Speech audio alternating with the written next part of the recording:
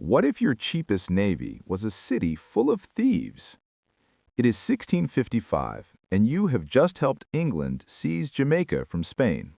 The island sits in the middle of a Spanish Caribbean, far from London, exposed to counterattack, and expensive to defend. You do not have enough soldiers, you do not have enough warships, you do not even have a secure colonial economy capable of paying for them. What you do have is a narrow spit of sand at the mouth of one of the finest natural harbors in the region. Behind it lies deep, protected water. Beyond it lies Spanish shipping lanes carrying silver, merchandise, and supplies. And arriving at your wharves are armed men willing to fight Spain, provided they can keep a share of what they capture. You could call them pirates and hang them. Instead, you hand some of them commissions.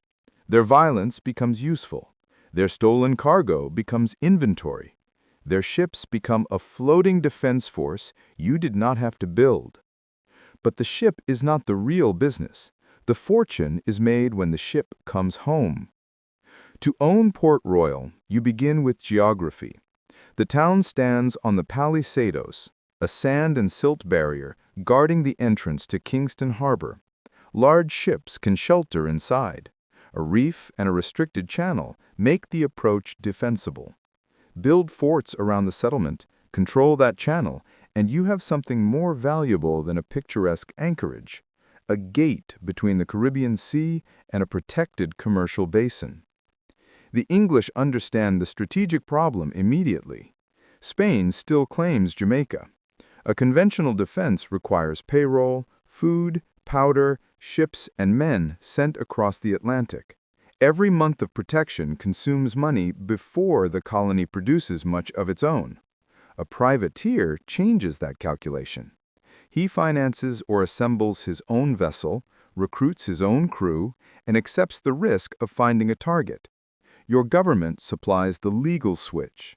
A commission or letter of marque authorizes attacks against designated enemies. It does not make every act lawful, and the boundary between privateering, smuggling, and piracy remains dangerously flexible. But it gives colonial officials a way to direct private violence toward imperial goals while avoiding the full cost of a permanent fleet. The privateer also brings intelligence. His crew knows coastlines, anchorages, Spanish movements, and the location of vulnerable commerce. He can scout, raid, and return faster than instructions can travel from London. In a weak colony surrounded by rivals, information is part of the dividend. Now, follow one captured cargo into your harbor. The vessel needs a pilot, a berth, and men to unload it. The prize needs guards. Its legal status may need to be examined. Goods must be counted, stored, divided, and sold. Coin passes through merchants' hands. Sailors who have been months at sea want food, drink, lodging, clothes, and entertainment before the money disappears. That spending creates a chain of businesses that never fired a cannon. Shipwrights repair hulls. Sailmakers patch canvas. Coopers make barrels. Carpenters, retailers, wine sellers, cobblers, and pipe sellers serve a town shaped by maritime traffic. A captured ship may provide one spectacular payday, but the harbor collects smaller payments at every step. This is the conversion mechanism. Violence at sea returns as cargo. Cargo becomes commissions, wholesale trade, and retail spending. Spending pays rent and wages. Repair work prepares the next voyage. The next voyage brings more goods. Port Royal turns an irregular raid into a recurring urban circulation of money. You do not need every privateer to succeed. In fact, many will fail. Ships sink, crews die, targets escape, and cargoes prove difficult to sell. The port is diversified across their attempts. One captain risks his entire venture. You own the marketplace that sells rope to 10 captains, drink to their crews, and storage to whoever returns. That is the first secret in your account book. Do not bet only on the raider. charged the ecosystem around him. The harbor also solves England's military problem. Privateers attack Spanish shipping and settlements, forcing Spain to spend money defending a wide region. Their vessels and experienced crews remain near Jamaica. If an enemy threatens the island, colonial authorities can draw on men already armed and accustomed to violence. This is defense by incentive. You are not replacing the Royal Navy forever. You are buying time with permissions. The prize is the privateer's wage, and Spain supplies it when a raid succeeds. The arrangement carries an obvious agency problem. A commissioned captain is not a disciplined naval officer. He may exceed his instructions, attack during uncertain periods of peace, trade illicitly, or become a pirate when legal opportunities disappear. The colony benefits from his aggression and then struggles to control it. Henry Morgan demonstrates both sides. His campaigns against Spanish targets made him useful to Jamaica and famous across the Atlantic. Yet the politics around his attacks could shift faster than news crossed the ocean. What looked like patriotic enterprise in Port Royal could look like an international embarrassment in London. Your business, therefore, depends on legal ambiguity. Too little control, and merchants fear confiscation or retaliation. Too much control, and the armed entrepreneurs sail elsewhere. Port Royal grows in the space between official policy and colonial necessity. By the late 17th century, the settlement is no longer a rough camp beside a fort. UNESCO describes a town enclosed by 6 fortifications with residential, religious, and administrative buildings. In only 37 years, it has moved from colonial frontier to one of the most important English ports in the Americas. Around 1690, heritage records place the permanent population between 8 and 10,000. That figure does not include every sailor passing through. Imagine the density. Merchants, soldiers, craftspeople, servants, enslaved workers, sailors, and transient crews compressed onto roughly 51 acres of unstable ground. The crowd creates scarcity. Waterfront space matters.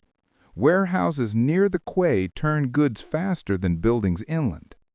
Taverns near landing places catch wages before sailors sober up. Credit becomes essential because ships arrive irregularly, cargo is uncertain, and merchants must finance stock while waiting for the next fleet. You can now own several different Port Royals. You might hold a warehouse and earn from storage. You might provision voyages. You might extend credit to a captain against an uncertain prize. You might lease waterfront property to specialists who repair ships. Or you might trade with Spanish colonies that officially should not be buying from you at all. The romantic version sees a pirate spending silver. The ledger sees velocity.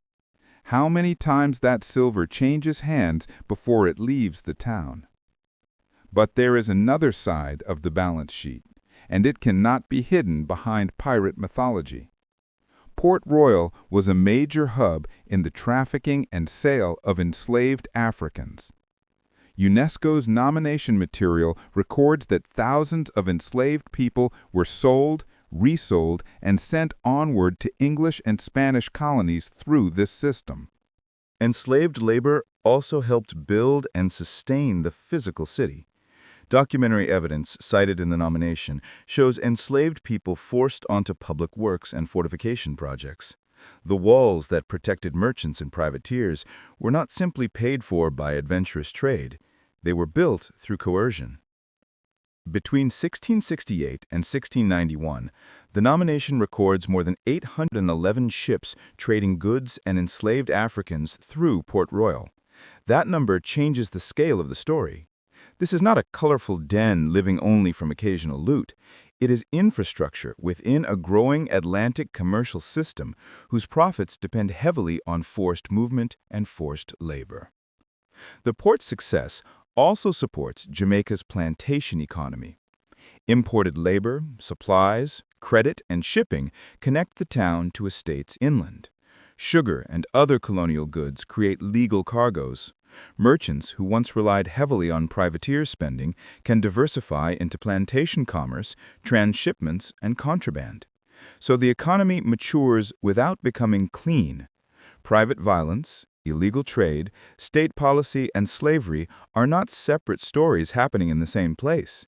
They are interlocking sources of capital, labor, and protection.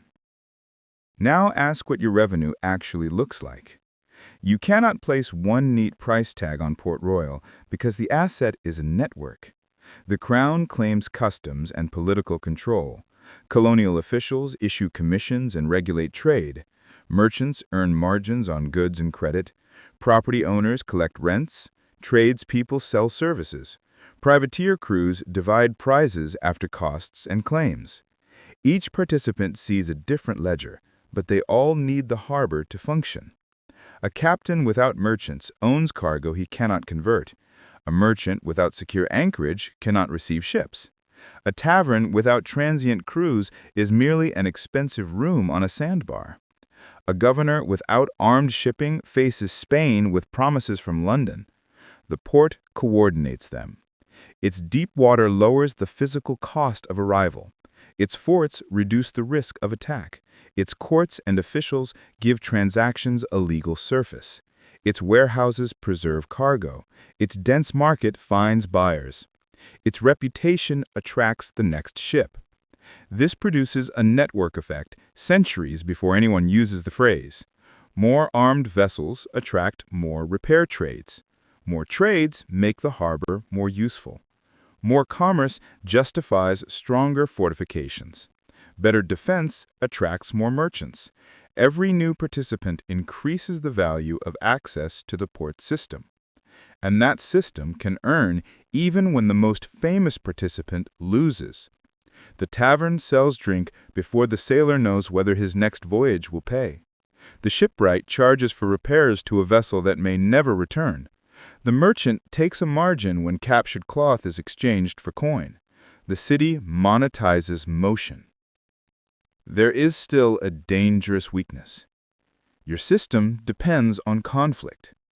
Peace can make a privateering commission worthless overnight. A treaty can convert yesterday's defender into today's prime criminal. If Spain becomes harder to raid, prize goods disappear, sailors leave, taverns empty, and merchants lose one source of cheap inventory.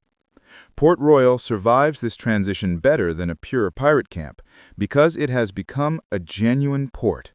Legal shipping, contraband, plantation exports, slave trading, provisioning, and naval activity can continue when one stream weakens. The system created to support private violence has built enough commercial density to outgrow it. That is good diversification, but it creates political tension. London wants imperial rules obeyed. Local merchants want profitable trade, including with Spanish customers. Governors need defense but also need legitimacy. Privateers want targets. Plantation owners want labor and shipping. Every group values Port Royal for a different reason.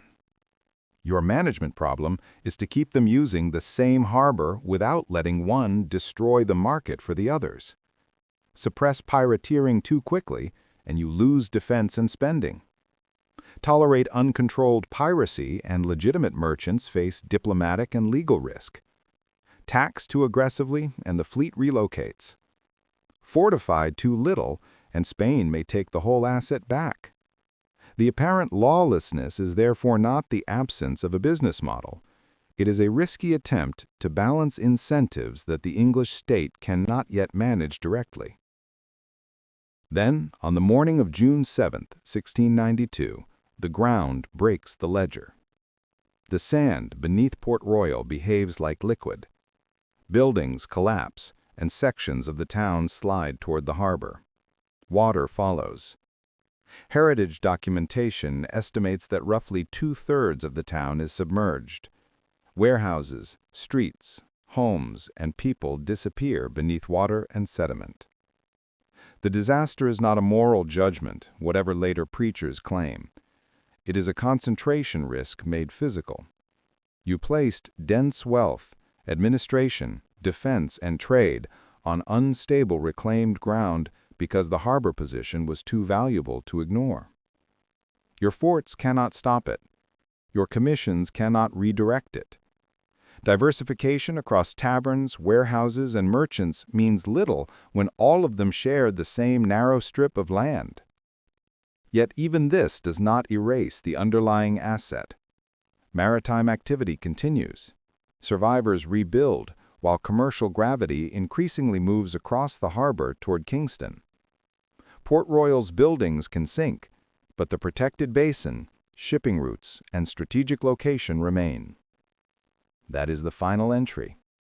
Britain did not become stronger in Jamaica because pirates were unusually loyal, or because every raid produced treasure. It became stronger because colonial authorities helped build a place where privately financed violence could be converted into defense, trade, services, credit, and taxable activity. The privateer carried the risk. The sailor spent the prize. The merchant converted cargo. The enslaved built and sustained infrastructure while being trafficked through the same system. The forts protected the exchange, and the port collected value from all of them. The most valuable asset was never the pirate ship. It was the harbor system waiting when the ship came home.